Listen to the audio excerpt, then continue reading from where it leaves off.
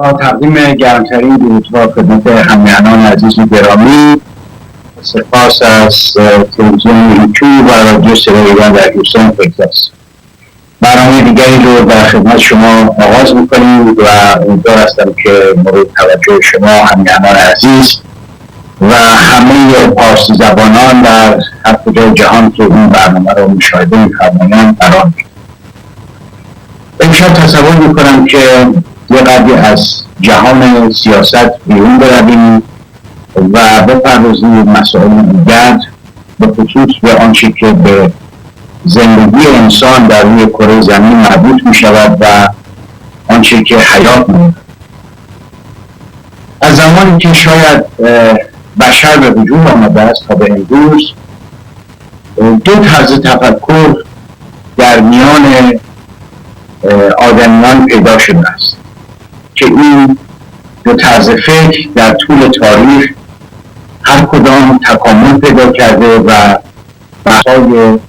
بیشماری در این مورد به وجود آمده است و دانشمندان متعددی در هر دو عرصه اندیشه بروز کرده‌اند و تا به امروز هیچ کدام نتوانستند که دیگری رو قانع بکنند که 100% حق با یک گروه هست و گروه دیگر درست نمی‌اندیشند. این دو اندیشه چیزی نیست مگر آنچه که انسان درباره آفرینش خودش فکر کرده است و از آغازی که بشر پاش رو در روی کره زمین گذاشته است تا به امروز یکی از بزرگترین مشغولیت‌های فکری او بوده است که آفرینش و خلقت از کجا آغاز شده است. آیا در ابتدا خدایی بوده است و این خداوند خالق همه این هستی و جهان است و همه موجودات رو از گیاهان و جانوران تا انسان او آفریده است و تمام این نظم و ترتیبی که ما در عالم آفرینش در جهان آفرینش می‌بینیم همه توسط او به وجود آمده و اداره می‌شود. ولی آنچه خیر این طبیعت است که خود به خود حیات رو در یک شرایط خاصی به وجود آورده و بعد قوانین بر این حیات حاکم است که این قوانین اجازه می‌دهد که یک دوره ادامه پیدا بکند و یک چرخه‌ای در روی کره زمین در حیات انسان و همه موجودات و جانداران دیگر پدیدار شد. دانشمندانی که در زمینه اول اندیشه کرده اند جزء کسانی هستند که معتقد به متافیزیک بودند و اینها رو متافیزیست ها می‌گویند و کسانی هستند که به تعبیر فلاسفه قدیمی به خصوص به اینها الهیون می‌گویند. گروه دوم کسانی هستند که پیرو اندیشه دومند و همه چیز رو از جهان آفرینش به صورت خود به خود و به صورت تکاملی می‌دانند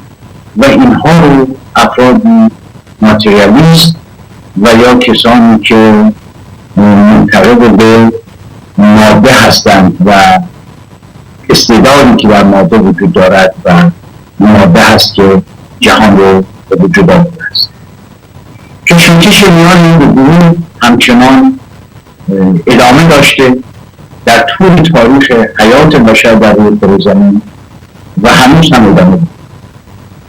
و همونطور که عرض کردم تا کنون هیچ گروه نتوانسته از گروه دیگر رو 100%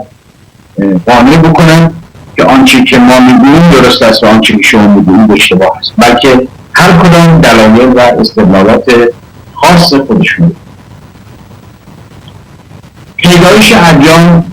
به علت همون طرز تفکر اولیه بوده است، یعنی بشر همواره بر این فکر بوده که خدایی در بالای سر او قرار دارد، آفریدگاری هست که این آفریدگار هم او را آفریده و هم آنچه را که در پیرامون او هست، از کوه‌ها و دریاها و زمین‌ها و جانوران و گیاهان، همه و همه مخلوقات خداوند. در کتب آسمانی یا کتاب‌هایی که منسوب است به پیامبرانی که ما به اونها پیامبر اولوالعزم می‌گوییم، کم و بیش این داستان‌ها ذکر شده است که چگونگی خلقت انسان به خصوص به چه شکل بوده و اول آدم به وجود آمده است توسط خداوند و بعد هم از پهلوی آدم حوا رو بیرون آوردند و حوا هم در کنار آدم قرار گرفته است و ابناء بشر فرزندان آدم و حوا است. من تصور میکنم در برابر همه کاستی هایی که بشر دارد، یعنی اگر ما مقایسه بکنیم احساسات خودمون رو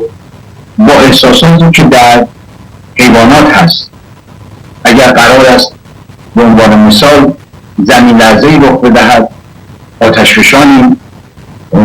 فعال بشود، حیوانات بلافاصله رو درک میکنند، از ماهی هایی که در آب هستند تا حیواناتی که در روی زمین هستند، همه به نوعی حتی پرندگان درک میکنند که قرار است اتفاق بدی رخ بدهد و یک تغییرات و تحولاتی در زمین به وجود بیاید. ما فاقد این احساس هستیم. عقاب میگویند که دارای بینایی بسیار بسیار قوی است که انسان فاقد اون بینایی است. حس گویایی و چشایی که در بعضی از حیوانات هست در انسان نیست. حس شنوایی که در برخی حیوانات دیگر هست در انسان نیست. اما انسان مجموعی از همه این احساسات رو دارد، به اضافه چیزی که دیگر جانداران از او فاقد هستند و آن تفکر و اندیشه است. یعنی انسان میتواند فکر کند، تعقل کند و بر اساس عقل و اندیشه خودش عمل. و این بزرگترین مزیتی است که انسان بر همه آفریده های دیگر. حالا اگر از دیدگاه مذهبی نگاه بکنیم که خداوند انسان را این چنین آفریده است و در نهایت بر اساس گفته قرآن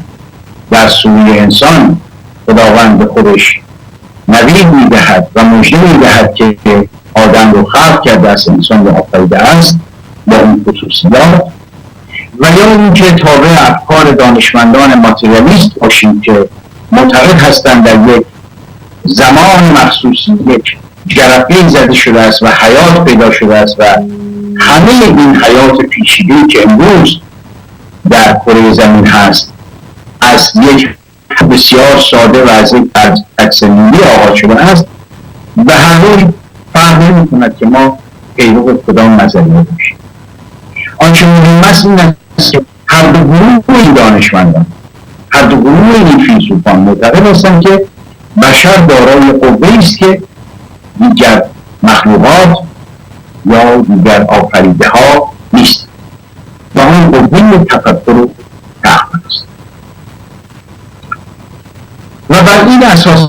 ما می‌بینیم میلیون ها سال است، بلکه بیلیون ها سال است که مورچگان به عنوان مثال یا موریانه ها یا زنبورها در روی کره زمین زندگی می‌کنند و همچنان به سازندگی محیط و خانه و کاشانه خودشون ادامه می‌دهند که در میلیون ها سال قبل انجام. اما در سوی دیگر انسان رو می‌بینیم که از غارنشینی بیرون آمده است و امروز بر مبنای همون تفکر و اندیشه‌ای که دارد قادر است که یک آسمان خراش 100 و چند طبقه بسازد. محاسباتی که بایستی انجام بشود برای مقاومت زمینی که این ساختمان به این عظمت برای اون قرار می‌گیرد، مسائلی که بایستی در این ساختمان به کار برود برای اینکه در برابر گرما و سرما و طوفان و زمین لرزه مقاومت بکنند، سیستم آبیاری که بایستی بتواند این آب رو از زمین تا اون ارتفاع چند صد متری به بالا ببرد و یا بسیاری از تجهیزات و امکانات دیگری که در این ساختمان هم مصرف می شود، همه اینها نشانگر این است که انسان توانسته فکر کند، بشد و بر اساس اندیشه خود به همه این پیشرفت ها برسد. انسانی که روزگاری در غارها و در دل شب در تاریکی مطلق به سر می‌برد و انواع خزندگان و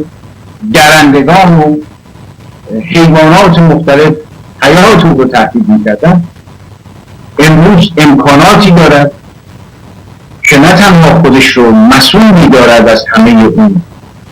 بلایایی که روزی بهش دچار بوده است، بلکه می‌تواند نهایت آرامش و آسایش رو در محیط زندگی خودش فراهم می‌کند. انسانی که برای سفر کردن از یک نقطه به نقطه دیگر باید سالها طی راه می‌کرد و چه بسا که هرگز به مقصد نمی‌رسید، امروز بر پایه همون اندیشه دانشی پیدا کرده است که نه تنها می‌تواند سریع از نقطه‌ای به نقطه دیگر در روی کره زمین برود، بلکه در صدد کشف سایر کره است. انسانی که روزی ضعیف و ناتوان بود در برابر حتی یک میکروب ساده، امروز در برابر بسیاری از بیماری‌ها داروهایی ساخته است که از مردمی جلوگیری می‌کند، از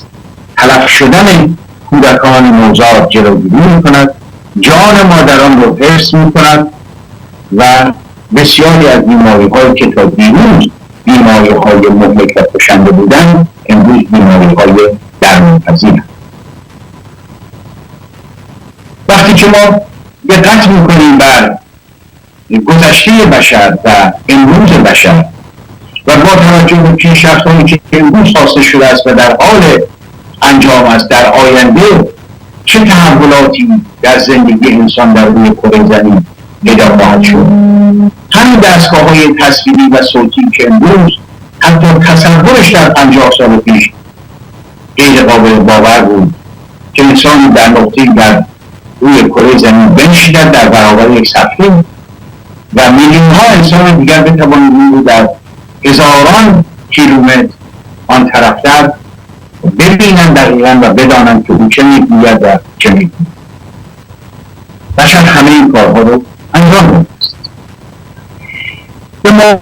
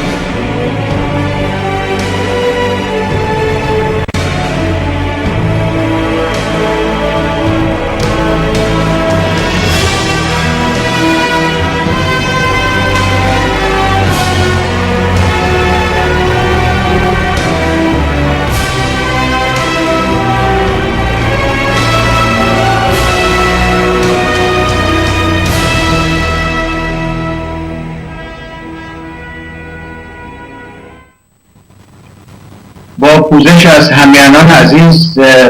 دچار متاسفانه نقص فنی شدیم و برنامه ظاهرا قطع شده بود و دو مرتبه برنامه رو ادامه میدیم. عرض میکردم خدمت شما که بشر در تفاوت عمده‌ای که دارد با سایر جانداران دیگر در روی کره زمین این است که همه حیوانات دارای یک احساساتی هستند که در برخی از احساسات به مراتب قوی‌تر از انسان،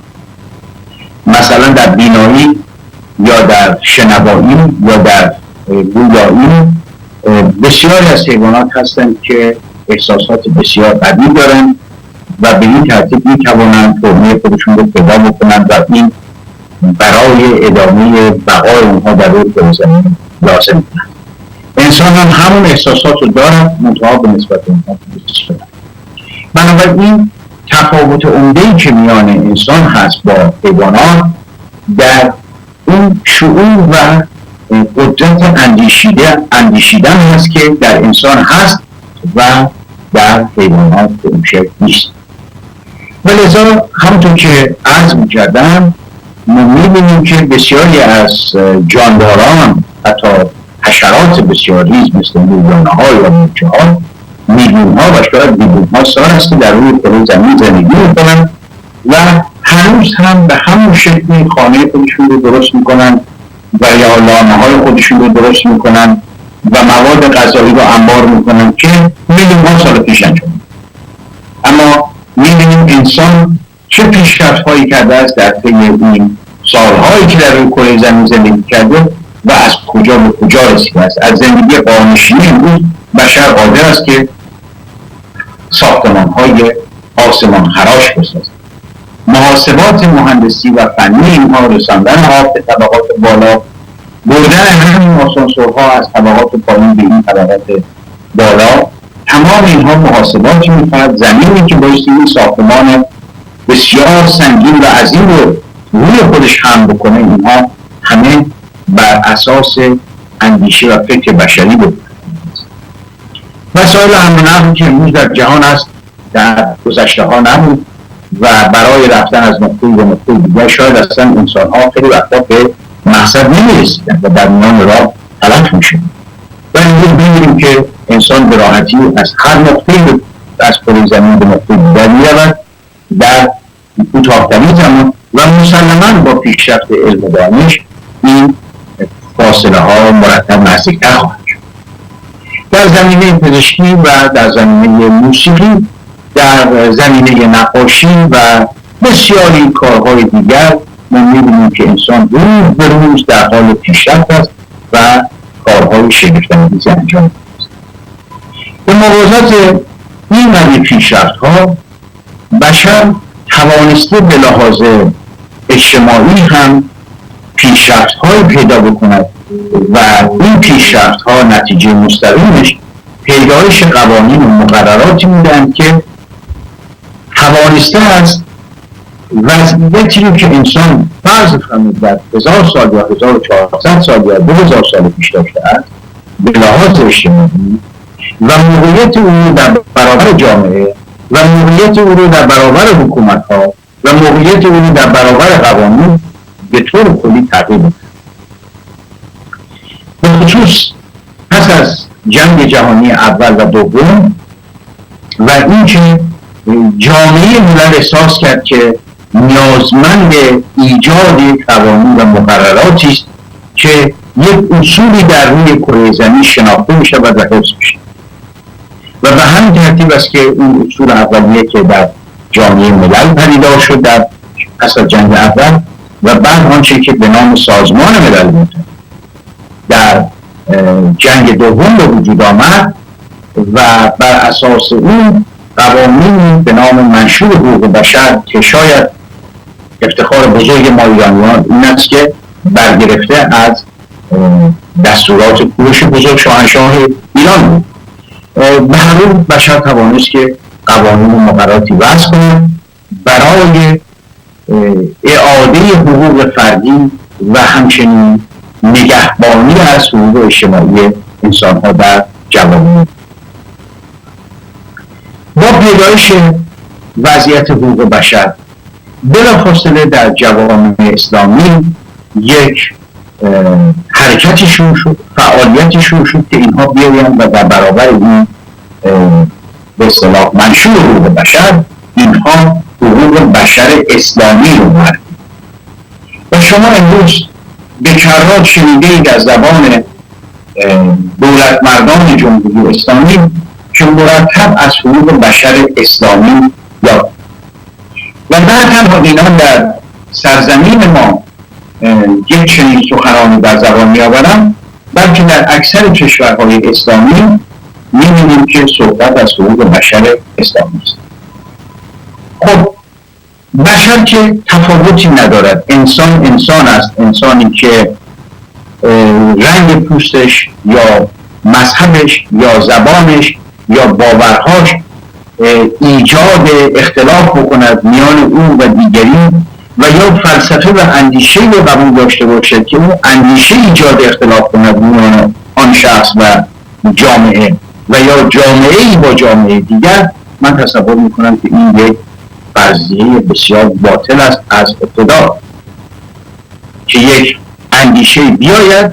و انسانها را از هم متفاوت و اگر آنهایی که ادعا میکنند که آنچه که میگویند از زبان خداوند است و خداوند این چنین خواسته است و اینها دستورات الهی است و اینها در کتاب آسمانی آمده است، من تصور نمی کنم که خداوند اگر حقیقتا آفریدگار است و اگر او دارای این قدرت و توانایی آفرینش همه این موجودات و کلاه و انسان و این نظم و ترتیب خاصی که وجود دارد بوده است و باشد، آن خداوند دور از شأن خود می‌داند که یک چنین دستورات سخیفی صادر و بگوید که اگر شما یک فرد مسلمان هستید، به عنوان مثال اگر با یک غیر مسلمان دست دادید و دست شما خیس بود یا دست او خیس بود و رطوبتی داشت، شما نجس شدید و بایستی بروید و بکنید. آیینی یا دینی یا فلسفه‌ای یا اندیشه‌ای که بتواند شأن انسان رو در این حد پایین بیاورد، به باور من این آیین الهی نیست. اگر اون الهی، اگر اون خدایی، اگر اون آفریدگاری که ما معتقد هستیم دارای چنان توانایی ها و قدرتی است که از او یاد میکنیم، من تصور نمی کنم که او یک چنین دستورات است و یک چنین چیزهایی از ما بخواهد که ما انجام بدهیم. اگر ما صحبت از حقوق فردی میکنیم، حقوق فردی شامل چه چیزهاست؟ یک فرد بایستی آزاد باشد به عنوان یک انسان که اندیشه خودش رو بیان بکند. اگر ما در حقوق بشر اسلامی خودمان معتقد به این باشیم که بیان اندیشه ممکن است مضر به حال جامعه باشد، زیرا که اون صاحب اندیشه دگراندیش هست، مثل ما فکر نمی کند، مثل ما اندیشه نمی کند، بنابراین ما به اون نبایستی اجازه ابراز اندیشه و تفکر خودشون. در اون حقوق بشر اسلامی که این آقایان از او یاد میکنند، تفاوت بسیار فاحشی است میان زن و مرد و زن رو در این حد پایین آورده است که وسیله است برای بهره کشی جنسی و حتی اشاره میکنند اینان که در مفتیهای اینها و علمای اینها اعلان میکنند که در قرآن آمده است که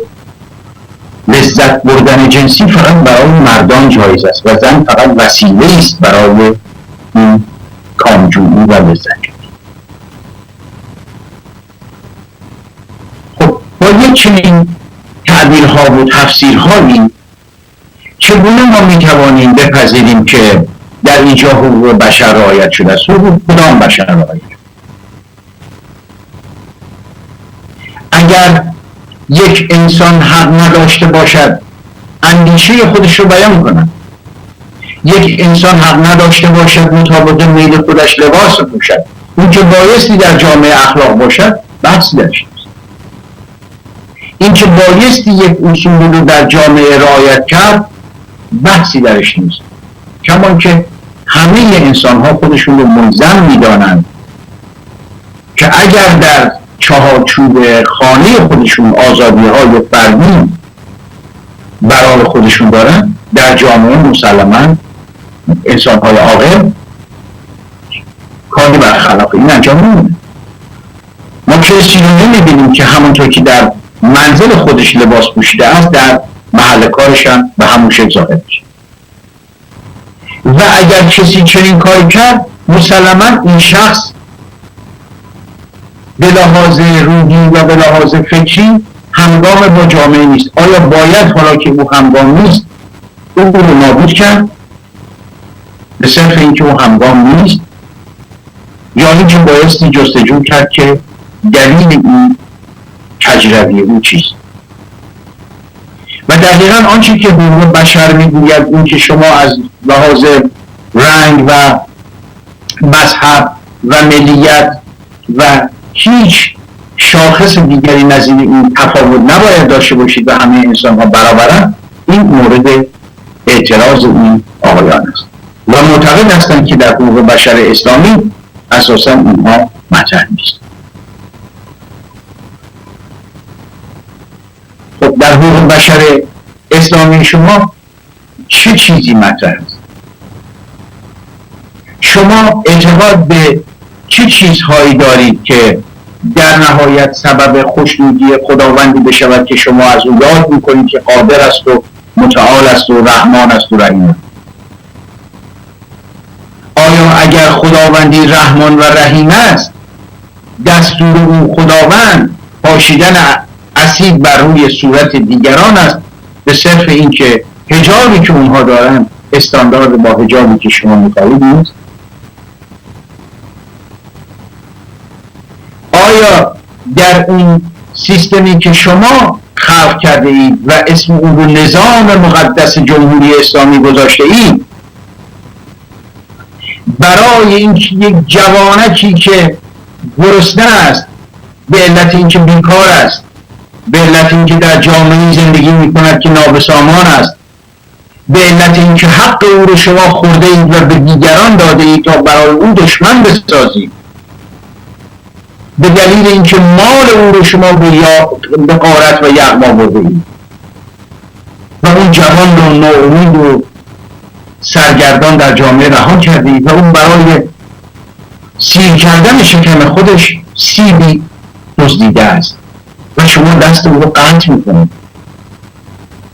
و در همون حال میلیاردها دلار از مال آن مردمان بدبخت رو شما در بانک‌های خارج پس انداز کنید که فردا شما هم صاحب اون نخواهید، زیرا اگر تلف شدید که اون سرمایه ها از بین خواهد رفت و اگر تلف نشدید و اوضاع و احوال عوض شد آن وقت دیگران به شما اجازه استفاده از اونها رو نخواهند. منتها شما ایمان ندارید به این که پایانی برای شما هست. شما آنچنان بر اساس گفته خودتون طاغی شده اید و طغیان کرده اید که تصور میکنید عمر نوح دارید، عمر جاودان دارید و تا آنجا که میتوانید باید زور بگویید و یغما بگویید.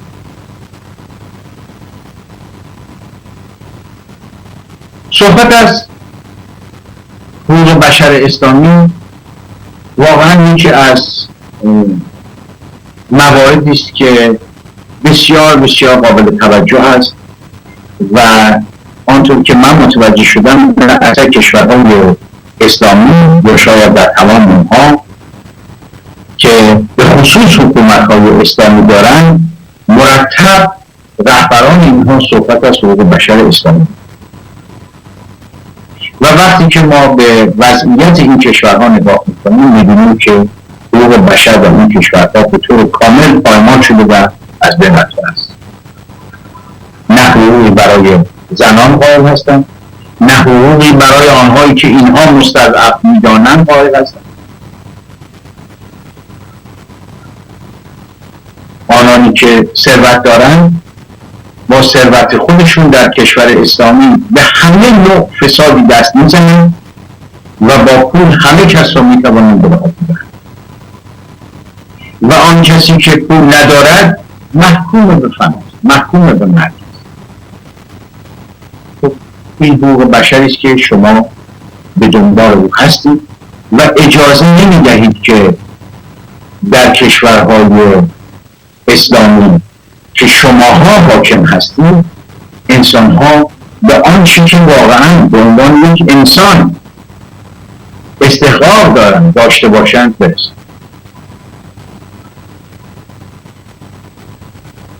داشتن کنیز و غلام و اینکه شما مخیر هستید که هر آنگونه که میخواهید با کنیز و غلام خود رفتار کنید، من تصور نمی کنم با هیچ معیاری انسانی سازگاری داشته باشه. کمان که عمل زشت و ننگین بردهداری که غربی ها، اروپایی ها و همین آمریکایی ها در طی سده ها انجام دادن امروز مایه شرم ملت های اونهاست. اما اینها شاید حتی به صورت ظاهر هم شده دیگر دست از این مقصد جویی ها کشیدن، دیگر سعی میکنن خودشون رو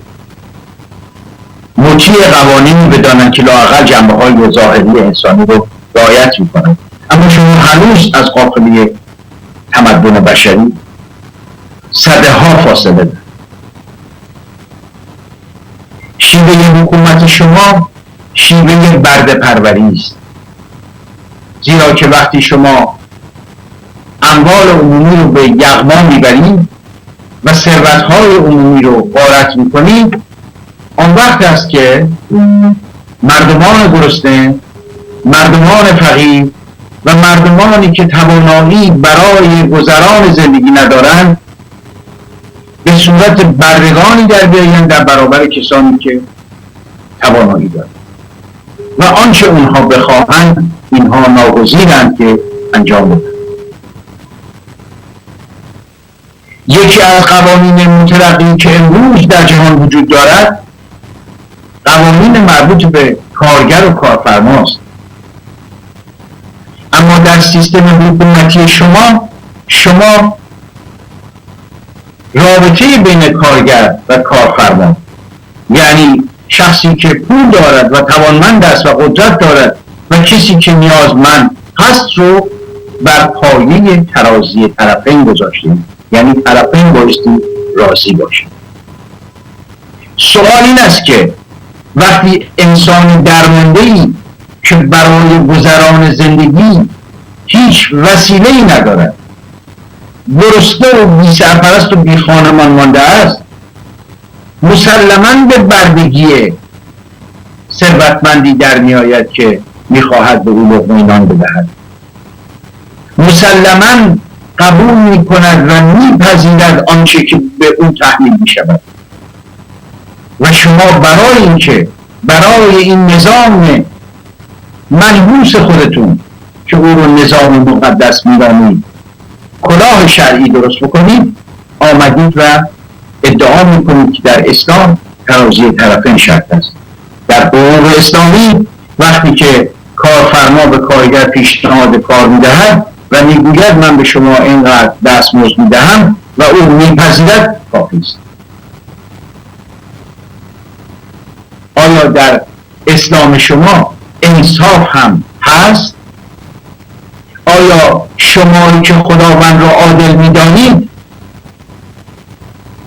و شمایی که مرتب به دروغ میگویید که در روز معاد همگان زنده خواهند شد و به اموال آنها رسیدگی خواهد شد و آنانی که بد کردند به جزای خود خواهند رسید، آیا عملاً به این دروغ پردازی های خود اعتقاد دارید؟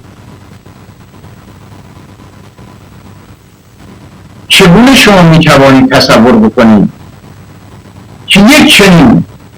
قوانین ظالمانه ای رو شما به نام خدا بر روی زمین به اجرا بگذارید. کارگر درمانده، جوان درمانده که دستش به هیچ جا بند نیست و حاضر است حتی برای لقمه نان به هر کاری کن ندارد و چاره ندارد جز این که بگوید من راضی هستم. چون شما او رو در وضعیتی قرار دادید که بین مرگ و زندگی باید یکی انتخاب بکنید و تصور میکند اگر لقمه نان به او بدهند شاید از مرگ نجات پیدا و به او راضی میشه. ولی آیا این معنی و مفهوم عدالت اجتماعی است؟ آیا این آن چیزی است که خداوند شما میخواهد؟ آیا خداوند شما در این سر پست و فرومایه است که بخواهد برخی از بندگانش به نادرست و با یغما و با چپاول بر اکثریت اونها حکومت کنند و بعد با این انسانهای فلک زده بیگناهی که هیچ گونه پشت و پناهی ندارن چنین رفتار؟ و این داستان غم‌انگیز حقوق بشر اسلامی شما مسخره بیش نیست. حالا تا اونجایی که به شما مربوط می شود این شغل شماست، این پیشه شماست. پیشه شما دروغ پردازی است، پیشه شما عوام فریبی است، پیشه شما در طول تاریخ این بوده است که مردمان رو فریب بدهید، بر اونها حکومت کنید و مال اونها رو ببرید و از اونها بیگاری بشید. اون پیشه شماست. اما آنچه که جای تأسف و تأثیر بسیار است این است که عده‌ای که ادعا می کنند افراد فهمیده و تحصیل کرده جامعه هستند، کسانی که ادعا می کنند با قوانین مدرن بشری آشنایی دارند، کتاب خوانده‌اند، کانت رو می شناسند و چه بسا در سخنان خودشون به او اشاره هم می کنند، اینها کسانی هستند که در واقع کارگزاران شما و تسری دهنده فساد شما در جوامع بشری است. آنانی که امروز در قالب اصلاح طلب ساخته و پرداخته خود شما هستند و برخی در داخل کشور مشغول و برخی دیگر رو شما صادر کردید تا سراسر جهان رو به آلودگی و فساد بکشانند و امروز در جاهای مختلف مشغول به سمپاشی هستند به علیه افکار عمومی و سوق دادن افکار جامعه، نه تنها جامعه ایرانی بلکه جوامع جهانی به سمت و سوی شما و به نفع شما. آنچه که مایه حیرت هست این است که آنان چگونه میتوانند دست به چنین جنایتی بزنند. آنان چگونه میتوانند تصور کنند که موشی انسان بیخبر و متحجر با افکار پلید و فاسد قرون وسطایی خودشون بر یک جامعه حاکم بشوند و یک چنین قوانین رذیلانه پسمانده‌ای رو بر مردم تحمیل. اما واقعیت جامعه ما متاسفانه این است و مردمانی که تحت تأثیر استعمار و استبداد استخوان‌هاشون شکسته است و امروز خمیده و درمانده در برابر این همه ظلم و بیداد قرار گرفتند،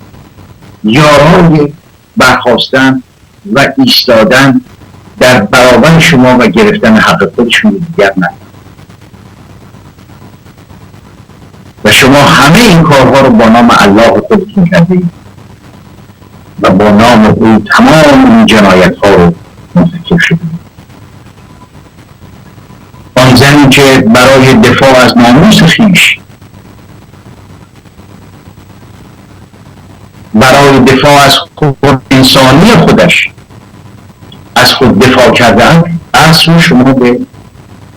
جوخه اعدام می‌سپارید و نام این رو می‌گذارید حقوق بشر اسلامی و عدالت اسلامی، برای اینکه می‌خواهید خونی رو که ریخته شده است پایمال نشود.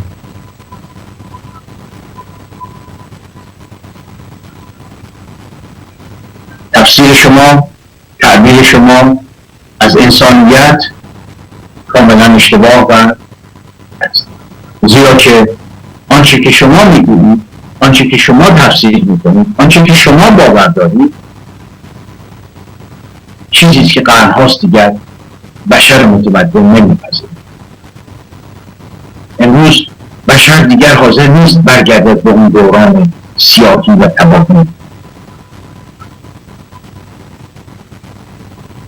سده‌های طولانی گذشته است. انسان‌ها متحول شدند. همانطور که بشر به لحاظ مادی پیشرفت‌های بسیاری کرده است و امروز به پشتوانه اندیشه و تفکر خودش توانسته است چنین پیشرفت‌های مهمی رو سبب بشود، به همون نسبت هم به لحاظ معنوی انسان دیگر حاضر نیست در اون دوران سیاه و مخوفی که در قرون وسطی در اروپا جریان داشت و همون تباهی و سیاهی رو که امروز شما سیاه جامگان سیاه دل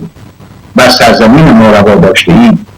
کلیسای آن زمان بر مردم اروپا روانی داشت و همون دستگاه‌های قتل و شکنجه‌ای رو که امروز شما به کار می‌برید، اونها هم در سده‌های 13 و 14 میلیون به کار می‌برید. اما شما که آن روزگار اروپا گذشت و آنچه که دوران ننگ جامعه اروپا بود رو آمدن با به وجود آوردن قوانین جدید و با رعایت کردن حقوق یکدیگر و پذیرفتن یکدیگر و تحمل کردن یکدیگر و گفتگو کردن با یکدیگر اصلاح کردن. اما شما به هیچ روی حاضر نیستید از آنچه که در ذهن و فکر شما رسوخ کرده است دست بکشید.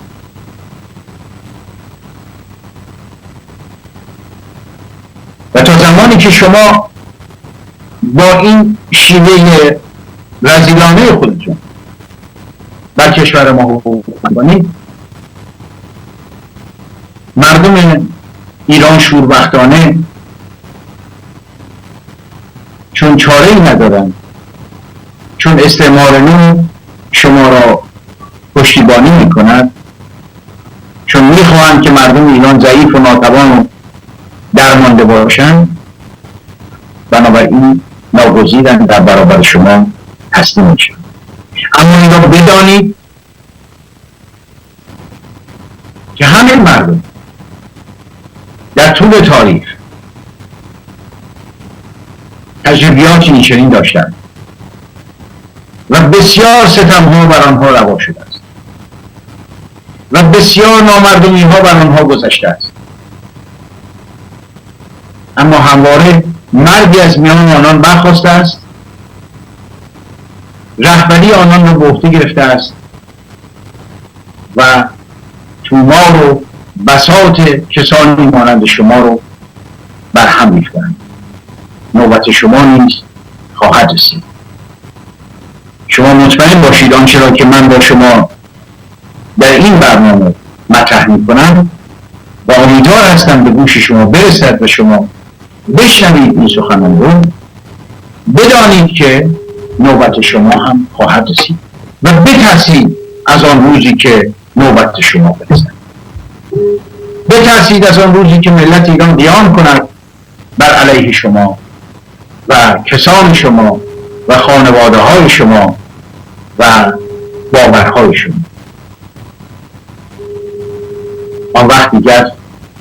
بخششی در کار نخواهد.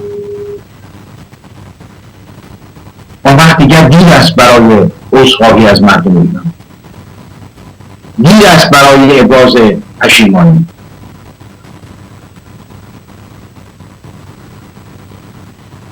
اگر این سخنان رو بشنوید عاقلانه فکر کنید، بیاندیشید که راز آفرینش و پیدایش انسان در روی کره زمین برای رنج و محنت نبوده است. اگر قرار بود به تعبیر شما آن خالق یا آفریدگاری که بشر را آفریده است بشر را در سراسر زندگی خودش در یک حالت سختی و نگرانی دائمی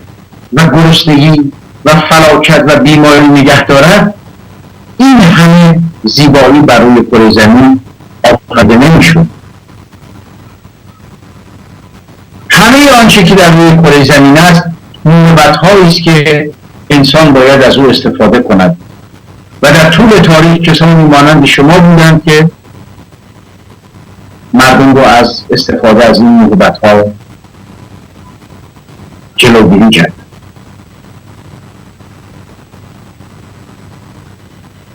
راز آفرینش برای نیست که انسان در این جهان محنت بکشد، سختی بکشد و برخلاف آنچه که شما می‌گویید که هر آنچه بیشتر سختی ها و گرفتاری ها رو تحمل کنند در روز قیامت، در روز جزا آمرزیده‌تر خواهند. و در حالی که همین مردم فلک‌زده که دستشان به هیچ کجا بند نیست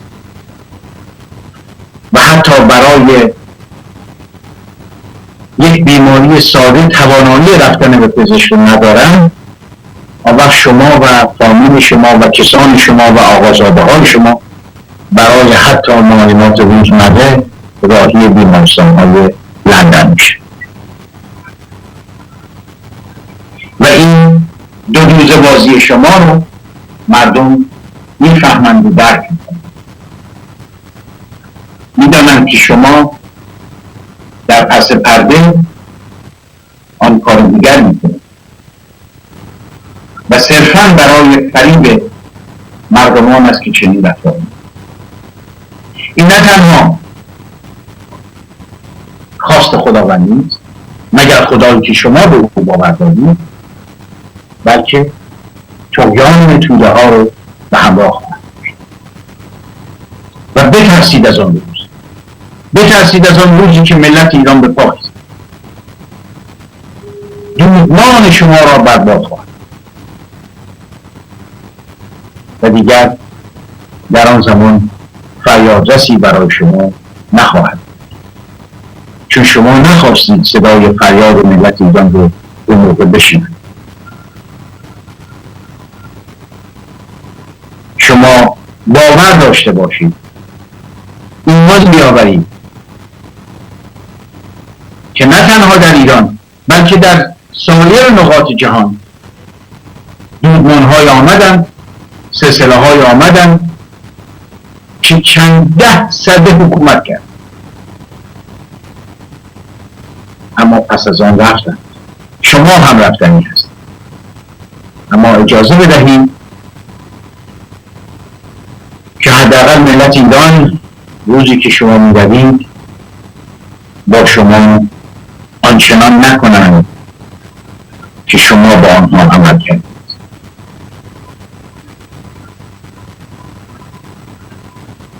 این سخنان من برای شماست آقای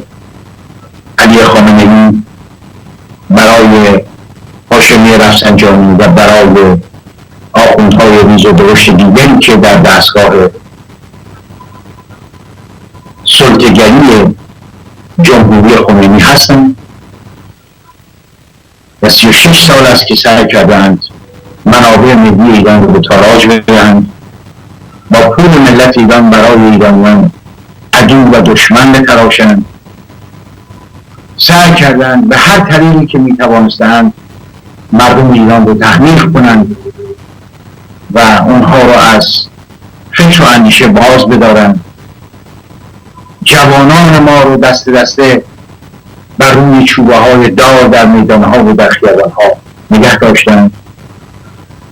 با زنان ما آن کردند که در طول تاریخ این ناروایی بر اونها نشده بود و با کودکان بیگناه ایرانیان کردند که امروز در خیابانها بی‌پناه و سرگردان در زیر سقف‌ها و داخل کارتون‌ها باید شب رو به روز ببرند و صدها خطر زندگی بیگناهان رو تهدید. اینها رو ملت ایران می‌بینند، درک می‌کنند و در وقت مناسب با آن عکس‌العمل نشان می‌دهند. بترسید، به هوش بیایید، خودتون رو عوض کنید، پوزش بخواهید از ملت ایران و با آغوش ملت بازگردید تا دیرتر از این نشده است. برای همیهنان عزیز، با شما بدرود میگویم تا برنامه دیگر و به امید روزهای بهتر برای سرزمین عزیزمون ایران، روزهایی که شاید رسیدن به اون بسیار بعید هم نیست، فقط لازم است که ما از این خواب گرانی که هستیم بیدار بشویم. با اینکه استعمار و استبداد هر دو در طی این 3 دهه کوشیدند دست در دست یکدیگر که توان ملی ما را از بین ببرند، کوشیدند میان ما تا آنجا که میتوانند تفرقه ایجاد کنند، کوشیدند ما را از همه امیدهایی که داریم ناامید کنند، کوشیدند ما رو ضعیف نگه دارند، گرسنه نگه دارند، فقیر نگه دارند تا توان برخاستن نداشته باشیم. همه این بلاها بر سر ما رفته است، اما باز هم همچنان که پدران ما و نیاکان ما در طول تاریخ نشان دادند و در واپسین 10 سال به پا خواستند و مردانه قیام کردند و پوزه بیگانگان و بیگانه پرستان رو به خاک مالیدند، باز هم ما میتوانیم چنین با خودباوری و با اتحاد پاینده ایران عزیز. بدرود تا برنامه